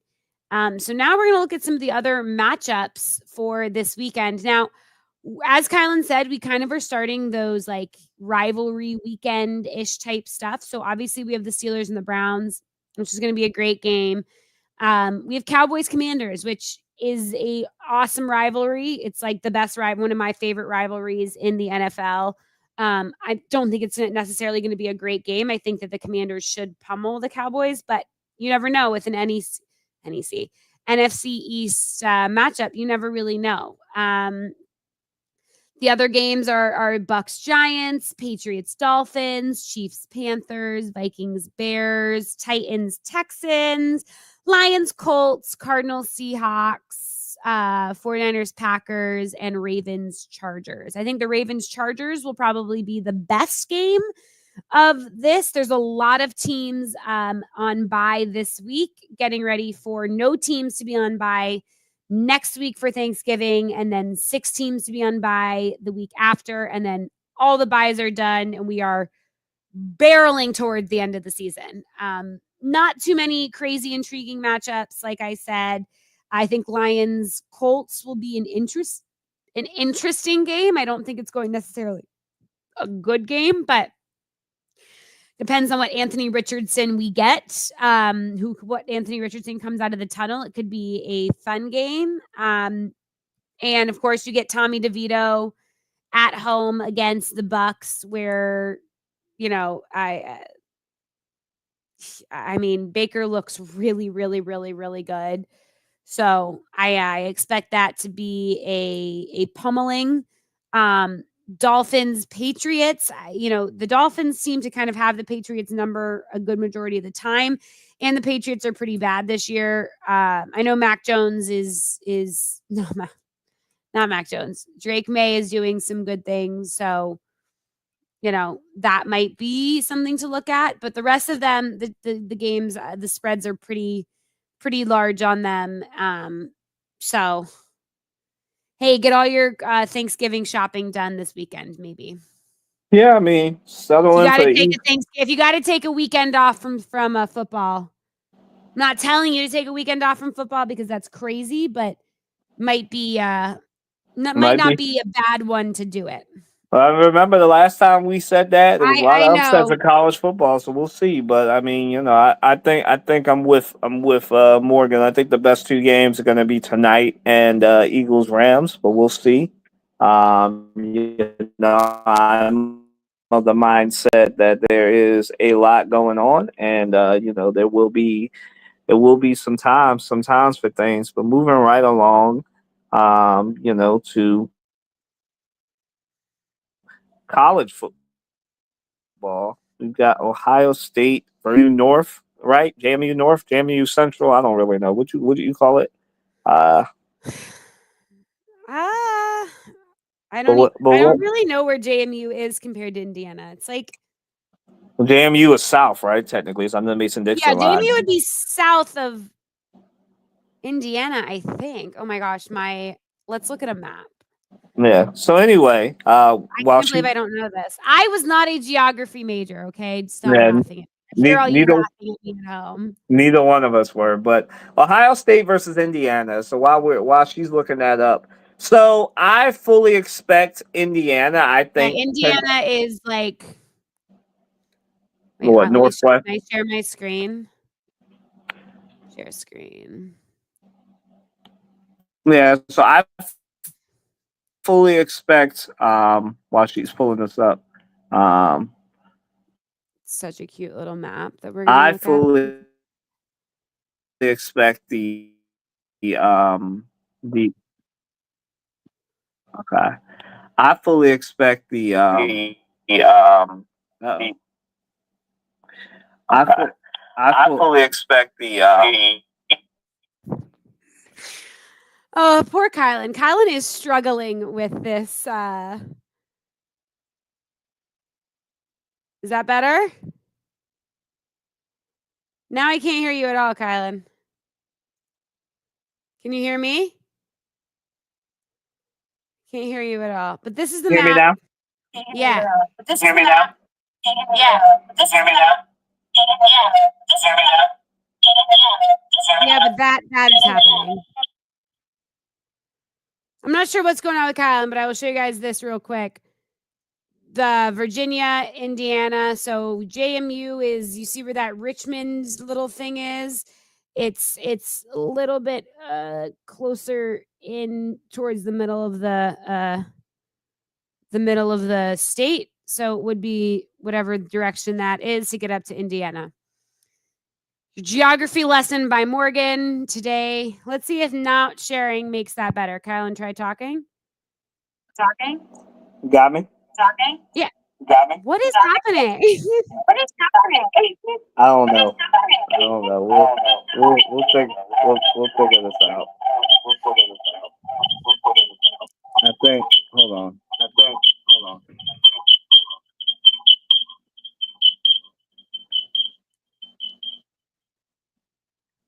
Okay. There we go. You got me? There we go. Yeah. Whoa, that was so weird. Yeah. So I think it was I put my computer back in because my internet finally got better. But the mics. Oh, she's got a comment. Yeah, it goes everywhere. My fault, y'all. But I know my dogs are like both like, look at them. They're like, Mike is like, what is going on? Baxter's over here, like, what is going on, Mom? Well, I woke him up. But yeah, so I am of the mindset here that um, Ohio State, Indiana, JMU North. I feel like Indiana may be able to pull it off against the weekend Ohio State team. Again, I feel like Ohio State has gotten hot. I want to all due respect to them. They beat Penn State. They've been riding a high a little bit, but they're beatable. I think Indiana can do it. They just need to control the clock, keep Will Howard and them off the field, and just take advantage of that defense that is very, very okay. And if their offensive line can stay up, I think Indiana has a chance. But it all comes down to who wins the trenches. This is one of those cliched games where this actually works. Whoever wins the trenches will win the game. Morgan? Yeah. Of course, I'm rooting for Indiana. I want Signetti to have a win. I think that Ohio State is kind of in a state of panic right now. I think that they know they need to win these games to get to the championship, to get to the playoffs. And I unfortunately I think that Ohio State is going to win. I want Indiana to win, but I just don't know if they have the manpower to beat Ohio State right now. Okay. All right. Well, we'll see. We'll split on that. Oh, but Colorado beats down Utah, one of our matchups to watch from last weekend. Colorado beats down Utah. I mean, what more can you say? Colorado's bowl eligible. There are people lying to themselves that think that they're actually going to get in. I mean, it's a 12-team playoffs. They can easily get in, but I just don't think that Colorado will get into the playoffs. They will get into a bowl game. But I just don't think that the star power of Shador Sanders, Travis Hunter, and Dion will get them into the playoffs. Let me say it like this: a lot of other teams will have to fall off in front of them for Colorado to make it to the playoffs. But they're doing a really good job. They haven't fallen off. Their defensive line seems to have improved post bye week. Warren Sapp seems like finally got it together. But we'll see. I mean, I think Colorado's a great team. They're going to be in a big time bowl game, and then Shador Sanders will be a top 2 pick in the NFL draft. Morgan. Oh, but basically, sorry, I forgot. Basically, this game came down to the talent. The talent, because I talked way more about the talent of Colorado in this game. Colorado beat Utah because they were able to take advantage of Utah's aggressiveness. Shador Sanders was great. He threw one of those YOLO balls that I know Morgan is familiar with from being an Eli Manning fan. Like he was like, freak it. Travis Hunter, or as Morgan knows, Plexico Burris is down there somewhere. He threw up one of those balls, which wound up in Travis Hunter out jumping everybody. But I feel like the talent of Colorado is winning out. And I feel like this will be the last year that'll happen. But because after this, I think Dion will have to start recruiting again because he won't have his son or probably Travis next year. But great for Colorado. Unfortunate for Utah that they kind of caught him on an injured Utah team. But Morgan, go right ahead. Yeah, I think you're right about this kind of being the last great Colorado team for a little while. One, I don't think Dion's going to stay. Two, all of the players that he recruited initially that came are leaving. They will be going to the NFL. Hopefully going to the NFL. Sorry. So I think that there's a lot of pressure, specifically probably also from the kids themselves to go and do, great things or whatever with this one team because they do feel like this kind of might be their chance to prove something for Colorado, get them into the playoffs or into a bowl game or something like that, Mm-hmm. or a high level bowl game. They've already qualified for a bowl game, but a high level bowl game. Yep. All right. So moving right, I agree with that as well. Moving right along, most interesting matchups in college football this weekend. Well, this is the one weekend where this is going to happen of a few where both Morgan and I's schools go up against each other. UConn, Syracuse. So it's interesting just because of that. I feel Syracuse is going to kick that Husky behind this weekend in football. Not in basketball, but in football. In basketball too. I mean, they had that 5-6 overtime game before either one of us knew each other. So I'm of the mindset that this is senior night. That's really the most interesting. I'm sorry, y'all. I know usually I share my screen, but coming from a phone today, not the laptop. So you're just gonna have to trust me, bro. Yeah, Syracuse UConn, I think will be an interesting game. Yeah. I think obviously Ohio State, Indiana as well. I think that there are some playoff implications coming up as well. I'm gonna let Morgan dive into some of them, but I think Syracuse UConn will be a good game. Morgan? Yeah, I think that both of these teams are underrated and they both have something to prove, and it's always fun to watch teams that have something to prove, if that makes sense. They it makes it better. I am trying to pull up the college schedule right now while we're talking so that we can watch it. I forgot that I would have to do this week because Kylan's on his phone. College Well, I mean, games. you didn't know. This, None of us knew we were. I was getting a new router this week, so we talked about this yes. last week. All right, I'm going to share my screen. All right, I'm gonna jump back in here and be on mute so I can let you share. Okay.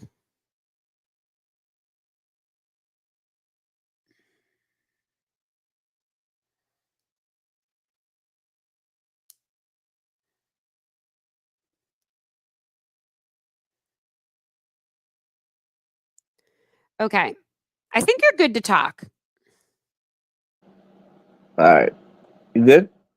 Yeah. All right. Were you able to share without me? I'm not like, saying. you're not seeing it? Yeah, it's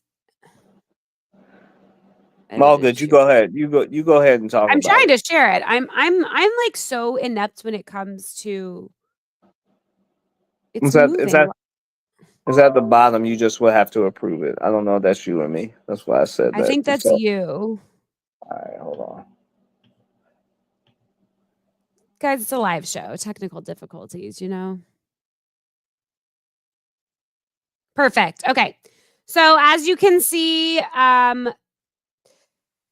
few games tomorrow. Then honestly, nothing. I mean, obviously the Indiana Ohio State game that we just talked about is going to be a big one. BYU Arizona State is another like big game for those two. I think that'll be a interesting game. You got Army, Notre Dame, Boise State, Wyoming. Boise State really, really needs to stay undefeated if they want to grab that non-power 5 spot.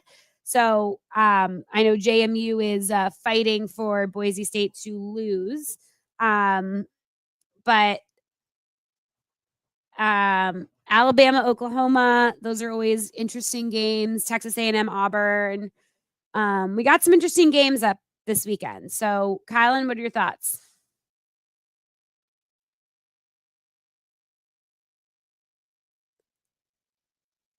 Kylan? Yep. Okay, it is doing that again. Okay, weird. All right, well, I'm going to stop sharing my screen so that we can get Kylan back on to talk. There we go, Kylan. You should be better now if you're on your phone or something.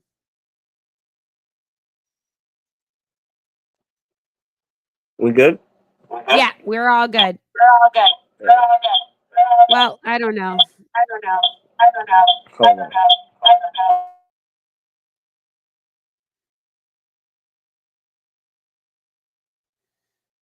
Okay, we should be good now because I just left. You got me? Yeah, I got you. Okay. Yeah. So yeah, I'm having RC is joking that we're having them Tyson fight issues. Yeah. So technical difficulties. Thank you all for bearing with us. But yeah, so I think that Syracuse UConn will be interesting. I think all of those games will wind up. Most of these games. This is like we're wrapping up college football, fastly approaching rivalry week in college football. So it's about to get good from these last few times. But yeah, I think Indiana Ohio State will probably end up being the best game. But there's always some sneaky games like Penn State, Minnesota. I don't expect Penn State to get upset, but you never know. I mean, You I never feel like know, yeah. We said the same thing a couple of weeks ago, and USC was up on Penn State by halftime, and I was sweating, texting Morgan like, "What the heck's going on?" as I'm on the retreat. So we never know. We're just guessing, like the rest of you. But yeah, this should be an interesting week in college football. So moving right along. Cleveland Cavaliers are undefeated no more. I mean, the Chiefs lose on Sunday. Tuesday, the Celtics take care of the Cavaliers and make sure they don't go under, that they're undefeated no more. I mean, Morgan, do you have anything to say about this? Obviously, this is the NBA Cup. So I think this is a weird year where the NBA Cup actually counts in the standings this year. But the Celtics are a really good team right now. Obviously, the Sixers are falling off, but they're on the rise, I believe. But this is great for the Celtics. They were able to prove that they still are the class of the outclass the Cavaliers. They obviously are the more talented team. But the Cavaliers are sneaky right now. They have the best record. They've only lost once, whereas the Celtics have lost a couple more times. But I feel like the Cavs are up and coming, and they finally have a coach. And as we know in basketball, when you have a coach, you have a lot. You have you have a chance when you have a good coach. So, RC said it best. A head coach can change a lot of things. Cavs bounce back right away and are now 16-1. So, yeah, they have the best record in the NBA right now. So you can't count out the Cavs until they start losing again, which we don't know when that'll be. Morgan?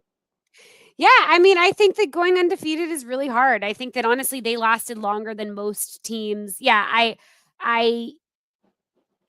think that it's hard. NBA, I feel like, is the hardest to go undefeated for a long stretch of time. Your guys are on the court every other night. It's an athletic game, and I don't think they're going to be down for long. I think that they're a really, really, really good team, I think that actually what RC just said is kind of what I was going to say, is that even though when they're down, they keep fighting. They don't give up on games. Even being undefeated, they could have been like, it's just one game, who cares? No. They keep fighting. They want to be the best that they can be, which I think is something that you don't always see from NBA teams, specifically this early in the season. All right. And then in a surprise, our last topic before we get to shout out series, and he's not him, she's not her, and they aren't them. The Dallas Wings. Dallas actually won something. They won the Paige Becker sweepstakes, ending Morgan's dream of Paige Beckers in DC. Man, Morgan, what do you think about this? Enrique, I'm just going to say this before you go. A backcourt of Enrique Agumbawale and Paige Beckers is a scary thought. I know that there's rumors that she wanted to go to LA. I don't want her on the Wings. I wanted her. I know you wanted her in DC. I know. But it is what it is. Good. I mean, good for her, I guess. Is that where she wanted to be? Who knows? The rumors going around, sorry to cut you off, was that she wanted to be in LA. I guess because she wanted to get some good weather. I don't really know, but that's the rumor. I mean, it's not like anybody has actually talked. I don't know. Maybe somebody did actually talk to her, and that's where the rumor's coming from. But they said the Sparks, she wanted to go to LA. But who knows? Go ahead. Fair. Well, it's good for her. It's good that she's seeming to be the unanimous number one pick now. I'm happy for her, and yeah, I there's been a lot of memes and fun stuff with that. I mean, hey, just gonna throw this out here. I don't know a lot of women that I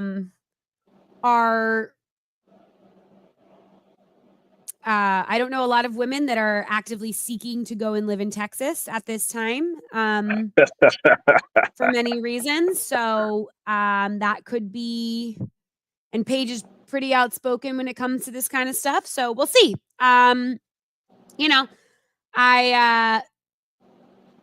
Wherever she ends up, she'll be amazing, and they're lucky to have her. RC said Eric said she'll be happy to bring her shots and tips down from 39 down to 37. I mean, it's gonna be less than that if Paige got anything to say about it. Yeah. I am of the mindset that this is great for Dallas. I don't know if this will necessarily be great for Paige. I think she can flirt game. I think that's the issue, that I'm not sure how great it's going to be for Paige. Yeah, like she can play with anybody, and I think Yeah. Erica has never not been the point guard, so I think that'll be an interesting dynamic. But I think it'll still be a good thing for the Wings. They have a nice little young squad. They got the girl from Villanova a couple of years ago, Maddie Seegers. And that'll be an interesting dynamic to see three guards. I mean, she'll probably end up being a small forward. See how that works. But I think Dallas needs all the help they can get. They're a good up and coming team, and we'll see how this works out for Paige. If she'll pull an Eli Manning or actually go there, we'll see. So we'll see how it works out. But hey, get your bag no matter what, Paige. I mean, I'm sure Stores Connecticut will be happy to keep you together and have you and Ozzy leave at the same time. So who knows? But this will be great. This will be great for Dallas. Who knows if it's great for Paige or not? But moving right along to our shout out seg.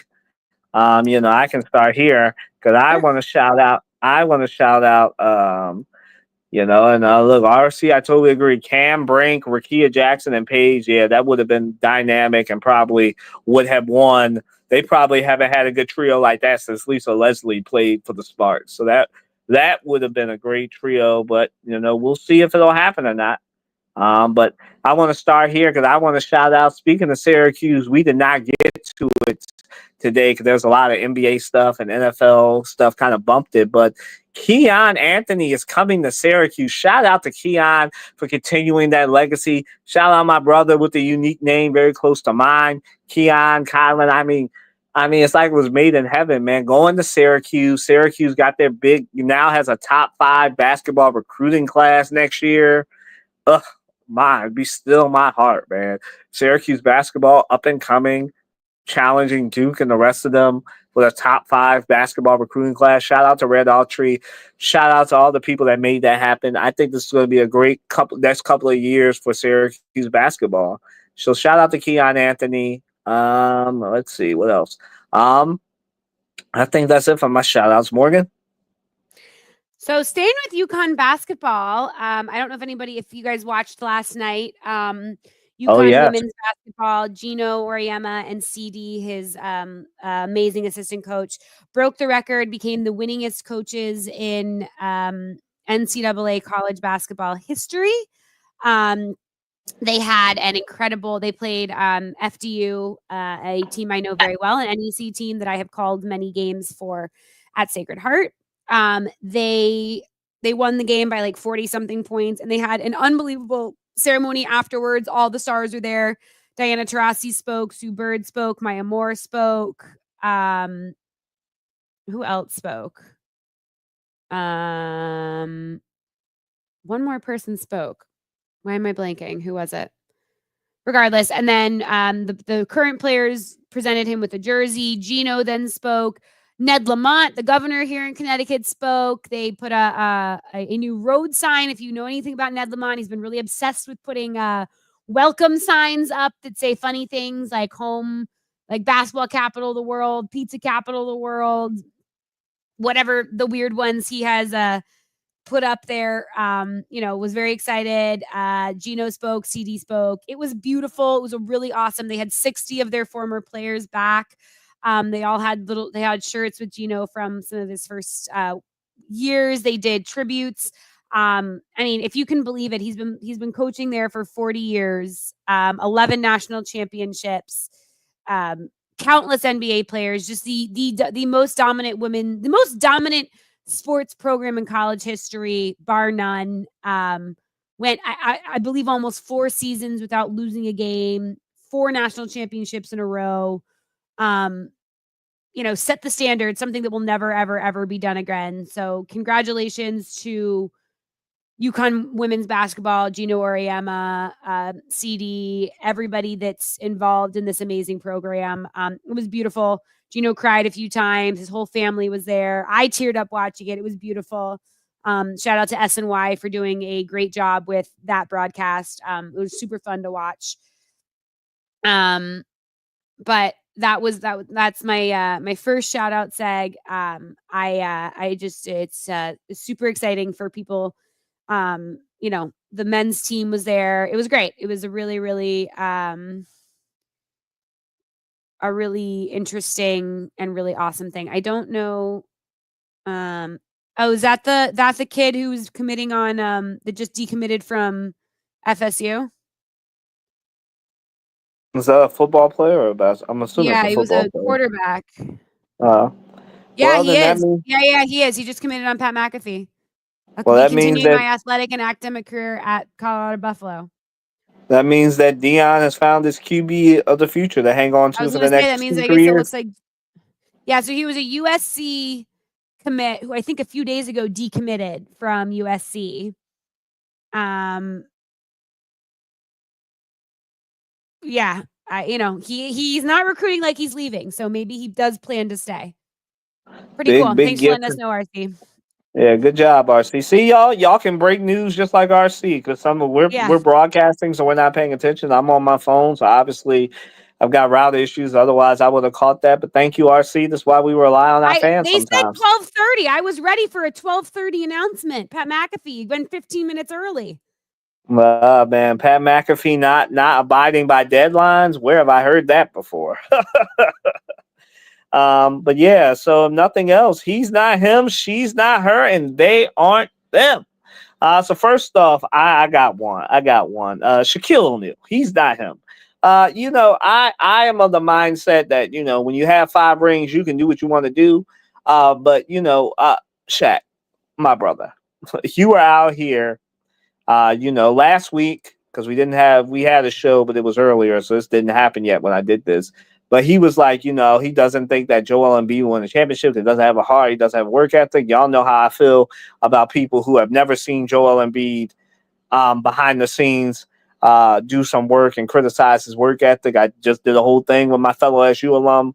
Um, Marcus Hayes about this as well. Like, I am of the mindset that Shaquille O'Neal, a man who Kobe criticized, those of you that want to know the exact quote, Kobe said, this is way before he died, but Kobe said he would have had like 7 championships if Shaq would have got his effing behind. He said something else in the gym and did some work. So I mean, Shaq got criticized for his work ethic. He was a liability outside of the paint. Morgan and I grew up watching him, so I know Shaq's career very, very well, from Orlando to LA to Phoenix to the Celtics and everywhere else in between. Like, Shaq acts like he was good on both sides of the ball. Dog, you couldn't hit free throws. You were never good at jump shooting. Like, you never had the talent of a Joel Embiid. I know I got a lot of people upset. People forget how old I am. I'm a millennial, man. I watch Shaq play. So I'm of the mindset that Shaq was very talented. He won a lot of championships, but those later championships he got carried to by Kobe and Dwayne Wade. So I don't understand why he's saying something. And then he said something else where he was like, he doesn't even get double or triple team. And I'm like, Shaq, this is why I do not like national media sometimes, even though I'm a part of national media. Like, do some research, guys. Like, you have production assistants, you have researchers. Somebody should have been able to pull you to the side and been like, yeah, Shaq, Joel Embiid is the second most doubled and triple team player in the NBA, not named Giannis Antetokounmpo. Like, how do you not know that? I watch every game. Even Morgan knows that. Every game you see, Joel Embiid was getting double and triple teamed in the Olympics. We all saw that. So how can you say that, Shaq? So he's not him to Shaquille O'Neal. They aren't them. Just this. I talked about this earlier. Like, I don't like that private meetings leak, especially when they're players only meetings and they leak. So RC missed this, but for his sake, I don't like the fact that private meetings, leak. And Lou Williams came out and said that Joel Embiid, Tyrese Maxey are good. It's blown out of proportion. It was like 30 seconds. He said this yesterday. There was like 30 seconds. There was a lot more going on. He accepted the criticism. He knows they has to be better and near perfect. So I like that. But everything with Joel Embiid gets blown out of proportion because, again, like we said earlier, this is hot take. We're in hot take sports media now where people say some things that's not true. Now it's come out that Joel Embiid wants the one that got away, Jimmy Butler, and that's why he's moping around. This sounds like somebody made something up. And I love Vinny Goodwill. He's very well sourced. Morgan and I both have worked with him. So we know I don't know him personally, but we know of him. Vincent Goodwill, BFA. Can you hear me, Morgan? Yeah. Okay, so Vinny Goodwill, don't know him personally, but have worked with him on shows for at NBC. But like he's very well sourced. I'm not saying that he's got bad sourcing here, but Jimmy Butler and Joel Embiid obviously have a good friendship, but that was never going to happen this summer. It might happen this upcoming summer, because Jimmy Butler won't be in Miami anymore. But I'm of the mindset that a lot of things get blown out of proportion with Joel Embiid because there's a lot of people who make a lot of money off of making stuff up and blowing Joel Embiid stuff out of proportion. So that's my day on them. Be better, media and media thinkers. Let's do some research. Talk to local reporters, not just me. There are a lot of people who do a great job covering the Sixers and everything going on with them, who are better and well sourced on this stuff before you go putting stuff on Facebook and Twitter that may or may not be true. I'm just saying that because we don't know for certain, but it just flies in the face because we saw Joel Embiid on national TV trying to get Paul George to come, and his efforts were rewarded. So that's mine, Morgan. Yeah, he's not him, kind of. I don't really know how to frame this. Alex Ovechkin was on pace to have one of his best record-breaking seasons for hockey for goals. He is 39 years old and currently leads the NHL in goals scored. Then up like 3 goals in Utah, stupid hit, and now he is on the IR. So, don't hurt Ovi. I'll come for you. So I don't even know the guy's name who hurt him, but he's not him. Don't hurt my baby. It sucks. It's gonna break his momentum. She'll be out for about 10 games, which isn't a ton, but he was scoring 2 to 3 goals a game, which is crazy. 39. And I'm sad. He was on pace to break Gretzky's record this year, and it looks like without those 10 games, it's going to be a lot harder for him to do it. Yeah, she was so sad. She was tweeting about it, y'all. Like this morning, I saw the tweet. I was so sad. This morning, I saw the tweet. I was like, that was like 6 hours ago. I know. I just can't stop thinking about it. My stomach hurts thinking about it. I'm so sad about it. It's I know. She is a big Ovechkin fan. For those of you that don't know, love Ovi. She loves Ovi. Like, I know. I have my jersey in the basement that I wear whenever I watch games. Or my sweater, as some would call it. I'm going to do a they are them. Okay. Kylan, I don't know if you were on when I was talking about this, but Sacred Heart University is about to open their brand new William H. Pitt Center. Mike is so excited about it. Okay.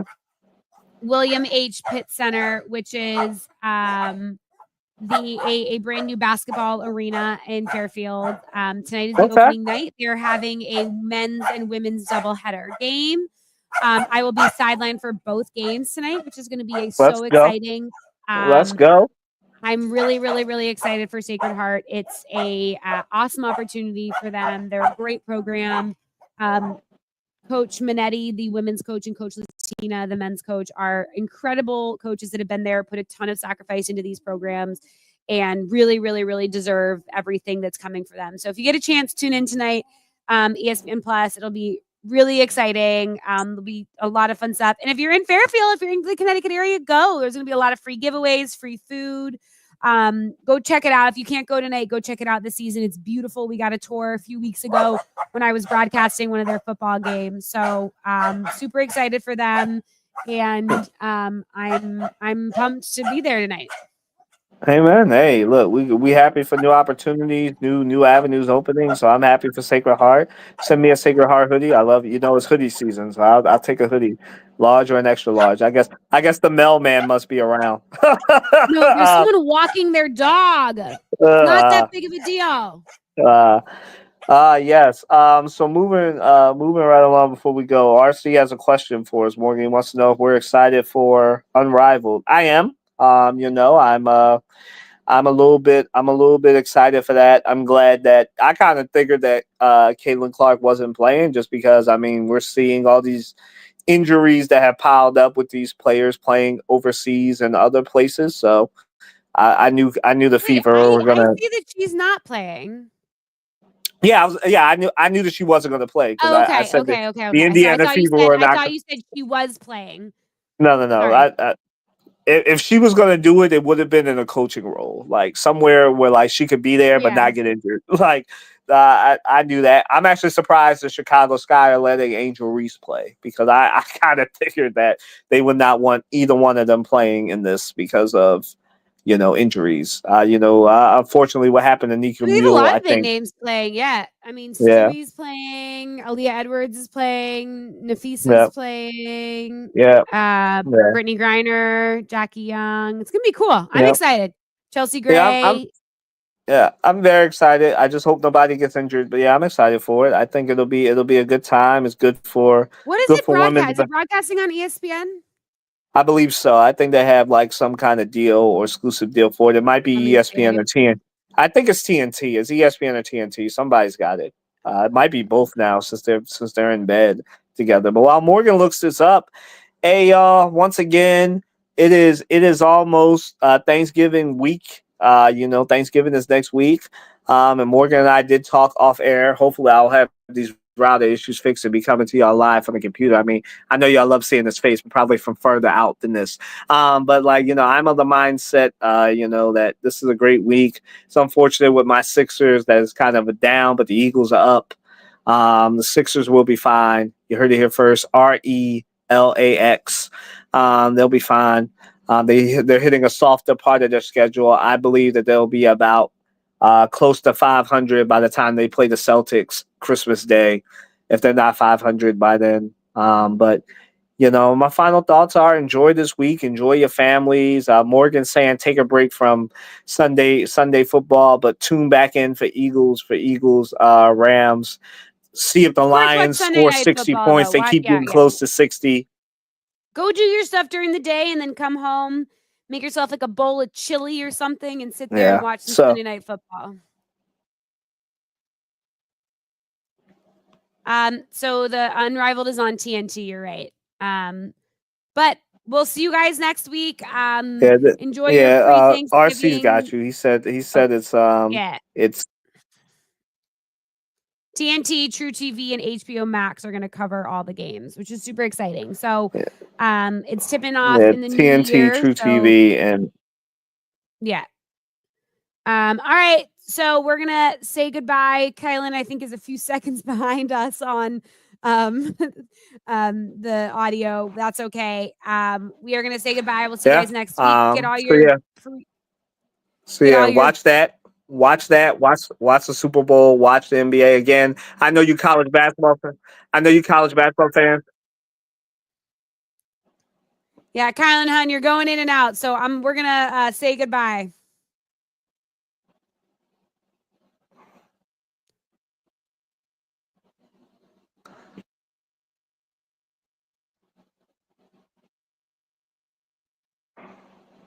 All right.